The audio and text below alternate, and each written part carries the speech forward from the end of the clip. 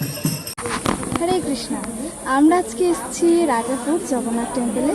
তো চলো আজকে তোমাদেরকেও জগন্নাথ ভগবানের দর্শন করাবো, সাথে দীপদান।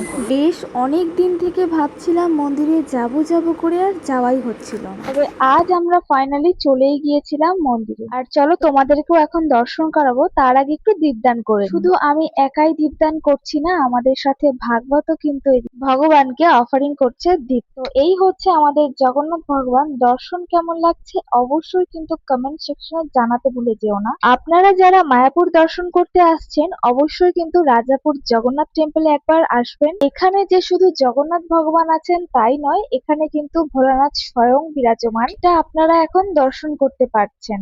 অবশ্যই একবার রাজাপুরে এসে দর্শন করবেন। আর আজ আমরা শুধু যে রাজাপুরে গিয়েছিলাম তা কিন্তু নয়, আমরা কিন্তু ইস্কন মন্দিরেও চলে এসেছিলাম। এখানে যেহেতু 7:30টার সময় দীপদান শুরু হয়, আজ ওই কারণেই জগন্নাথ টেম্পলে গিয়ে ভগবানকে দর্শন করে এসেছিলাম। আর এই তো আমরা ভগবানকে দর্শনও করছি, সাথে দীপদানও করে নিচ্ছি। আর আজকে ভাগবত আর ওর বাবা কিন্তু একসাথে আমরা দীপদান করেছিলাম। অন্যদিন হয় কি যে আমি হয় আগে চলে আসি, নয়তো ওর বাবা আর ভাগবত আগে চলে আসে, বাট আজকে টাইমিং একদম পারফেক্ট ছিল। আর এই তো আজকে কথা বলতে বলতে সুন্দর দেখো দীপদানও কমপ্লিট হয়ে গিয়েছে। এখন আমরা বাড়ির পথে রওনা হচ্ছিলাম, তখনই রাস্তা দিয়ে দেখতে পাই এই প্রভুদের, যেনারা সংকীর্তন করতে করতে রাস্তা দিয়ে যাচ্ছিলেন। আজ ছিল পুরুষোত্তম মাসের 17 নম্বর দিন, আর আজকের দিনটা আমরা এভাবেই কাটিয়েছি। আপনারা যারা পুরুষোত্তম ভগবানকে এখনো দীপদান করেননি, অবশ্যই নিজেদের বাড়ির কাছে কোনো মন্দির থাকলে দীপদান করিয়ে নেবেন। আজকের ভিডিওটা এই অবধি।